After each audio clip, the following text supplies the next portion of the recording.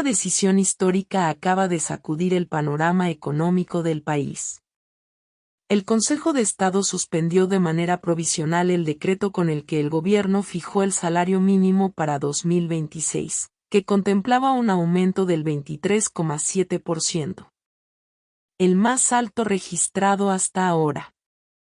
Sin embargo, la medida no entra en vigor de inmediato. Solo aplicará cuando el Ejecutivo expida un nuevo decreto con un ajuste provisional.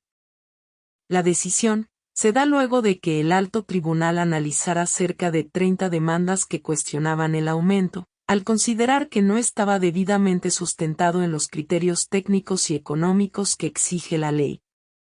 Según los demandantes, el gobierno no explicó de forma clara cómo tuvo en cuenta variables fundamentales, como la inflación, la productividad, el crecimiento económico y el impacto del salario en el ingreso nacional.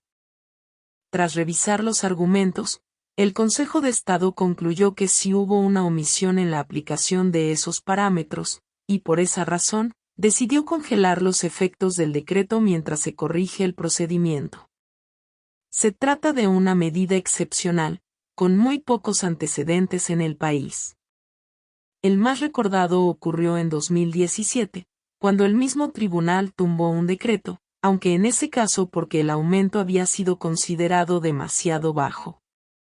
Ahora, por orden judicial, el gobierno tiene un plazo de 8 días para expedir un nuevo decreto provisional.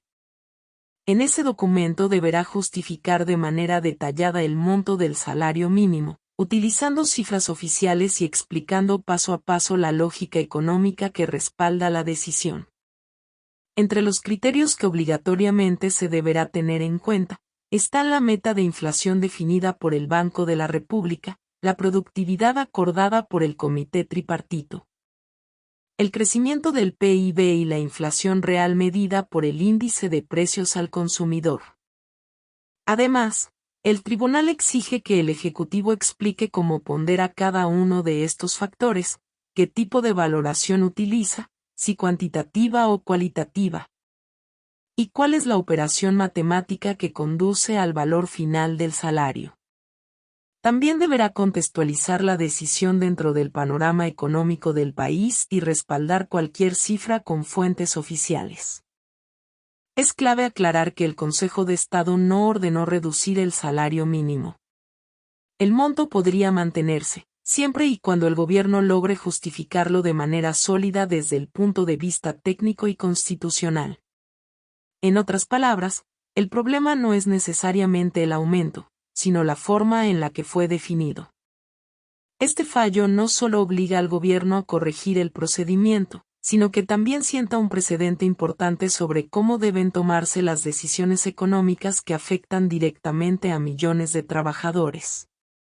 Más allá del monto final, el mensaje es claro: los aumentos deben ir acompañados de una explicación rigurosa y transparente.